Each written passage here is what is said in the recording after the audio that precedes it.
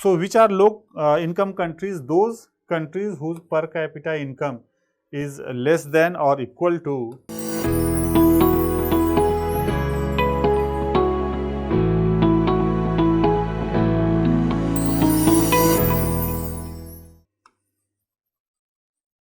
classification of countries. How does World Bank classifies?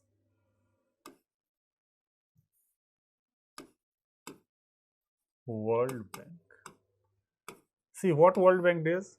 World Bank classifies all the countries into three groupings: high income,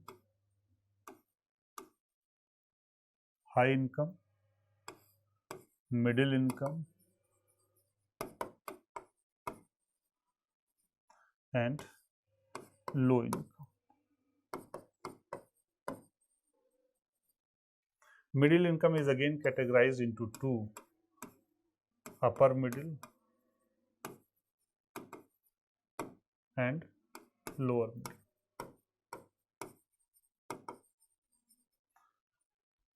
So what World Bank has done is, World Bank has calculated the gross national income of all the countries. Then it has calculated gross national income per person, per capita gross national income. So World Bank classifies all the countries based on gross national income per capita. For example, we just calculated our size of economy. So our GDP and GNP are almost same. The GNP gross national product or gross national income are same. Our GNP is slightly less than GDP, but you can treat it as equivalent. So our GDP, you just calculated $2.8 trillion. We calculated per capita. You divide by 140 crore. You divide by 140 crore. Trillion means 12 zeros. Trillion means 12 zero. So you can replace this trillion. This is, see, 2.8 trillion and 140 crore population if you will read.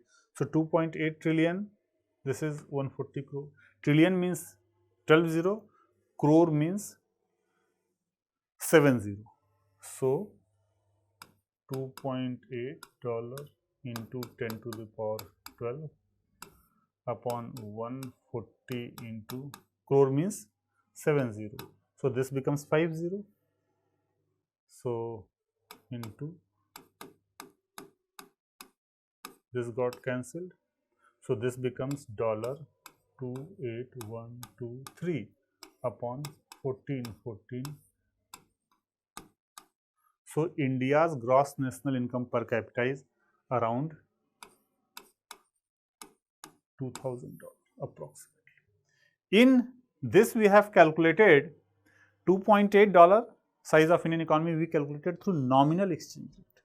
So World Bank classifies all the countries based on gross national income per capita using nominal exchange rate.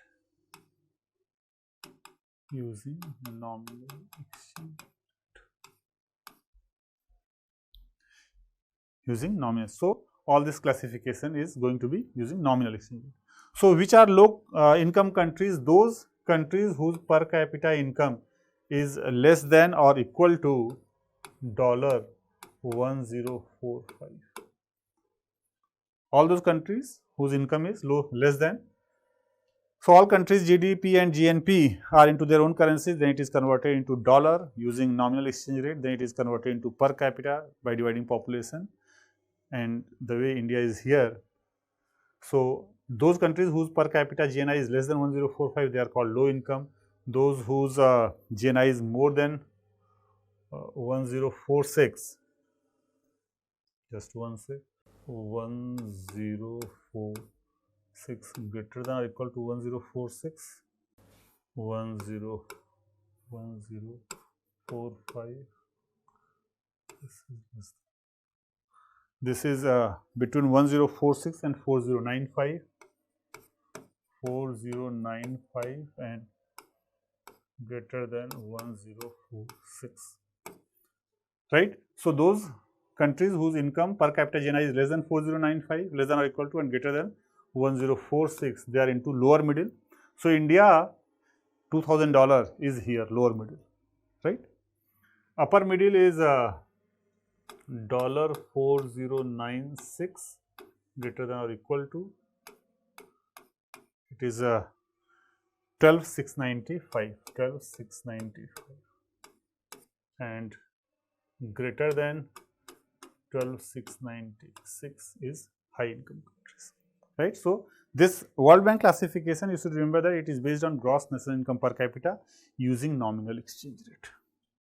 This is as per the 2020 data.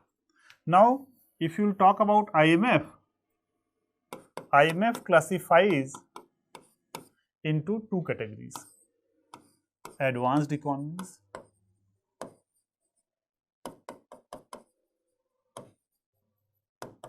and emerging market and developing economy.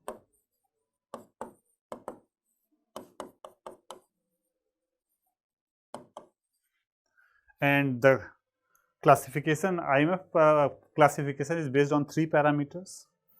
First is per capita income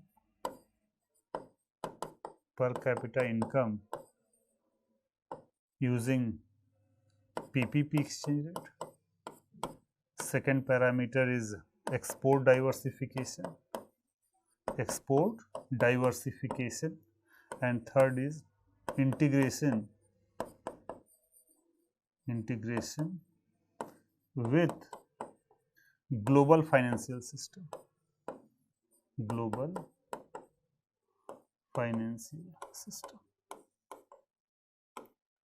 So IMF classifies all the countries into two categories: advanced economies and emerging market and developing economies, based on three parameters. Per capita income, it also calculates using PPP exchange rate. Export diversification means how much our exports are diversified.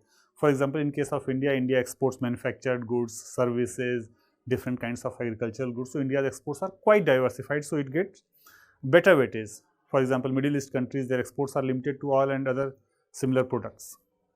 Integration with global financial system means the capital flows for foreign investment, FDI, how much it is coming into India, how much it is going from India. We will be discussing this in detail. So how much the financial flows coming into the country and going outside the country. So based on three parameters. One question on which UPSC asked based on the exchange rates. See here, this is the question. In 2019, purchasing power parity exchange rates are calculated by comparing the prices of the same basket of goods and services in different countries. Exactly same thing we studied, so this is right. In terms of PPP dollars, India is the 6th largest in the world. No, in PPP, India is 3rd, in nominal it is 5th. This is false. So the answer to this question is A only. Okay, so just let me one question to check your understanding. This was UPSC question of 2019. Now my question is, if there is a particular PPP exchange rate between two countries, okay? Suppose there is a particular exchange rate between India and US, PPP exchange rate. Now, PPP exchange rate will remain same if the rate of inflation is same in both the countries. True or false? I am saying that PPP exchange rate will remain constant. PPP exchange rate will remain constant if the inflation remains same in both the countries. True or false? Of course, true. If PPP exchange rate between India and US is $1 is equal to rupees 10, $1 is equal to rupees 10.